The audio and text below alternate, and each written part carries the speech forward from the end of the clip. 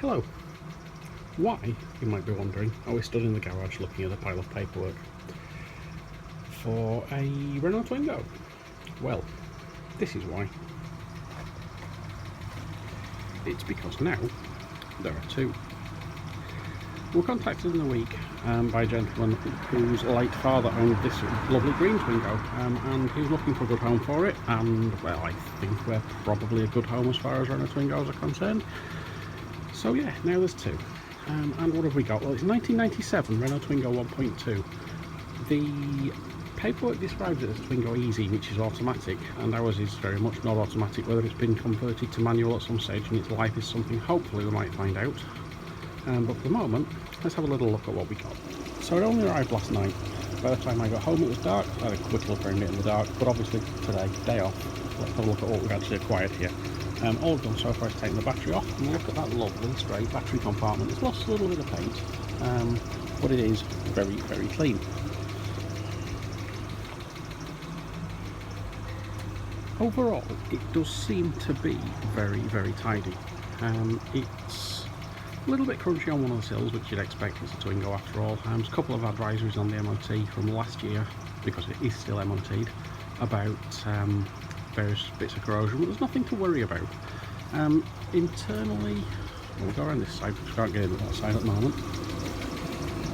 Internally it looks quite straight. The steering wheel is horrible, so we need to find a replacement.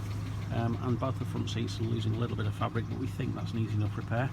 And we've also got a very nice London bus cushion, which will be at home in the bin. Otherwise, it's dirty, but we think this will clean up fairly well. Now the car's very, very much flat and doesn't want to run. The one you can hear running in the background is the blue one. The battery itself appears to only be about 14 months old, despite the fact it's very, very flat. So we'll put it on charge.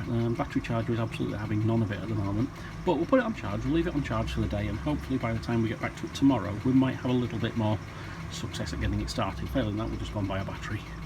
One thing we're really excited with this though is, you hear about when you buy used cars of old provenance and paperwork and all that sort of thing. I've never ever bought a car that has this much paperwork with it. So you've got all your standard MOT test certificates, receipts for wheel balancing, but then there's the exciting stuff.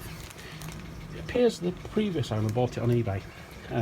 So we've got various printouts of Twingos for sale on eBay in 2007 when he bought it. More excitingly, for me at least, is the paperwork from when it was first imported. So the car was purchased in Germany in 1997. So it was sold to Mr. McGregor from Birmingham. He purchased it from the German dealer we've got here, but he's kept everything. So we even have, and I love this sort of thing, we even have his flight ticket. He flew from Birmingham to Dusseldorf to pick the car up, and then came back on P&O European ferries, Calais to Dover service, on the 23rd of August 1996. If we can really geek out on it, we might just find out which ferry he came on as well. But yeah, there's absolutely everything on here. A lot of the paperwork does show that it's a Twingo Easy, as I say, and as far as I can find out, Twingo Easys are always semi-automatic. Now this one definitely has 3 pedals, so there's a little bit of investigation to do there as to what's happened with it. Whether it's had a replacement gearbox at some stage, because the Easy system was terrible, as I believe they say. Otherwise, there's your introduction to our Twingo. The plan for this weekend is to get it cleaned up, and then we'll get into the mechanical side of it in the next week or two. But for the moment, I think we'll get the pressure washer out on it, see what we can do with getting the interior cleaned up, and then we'll take it from there.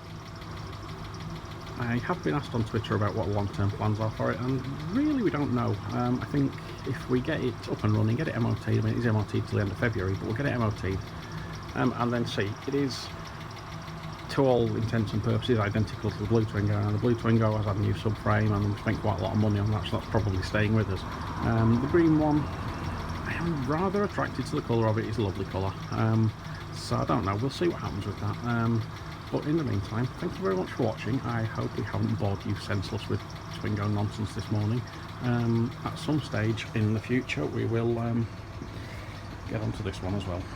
Alright, thanks for watching. Thanks, bye.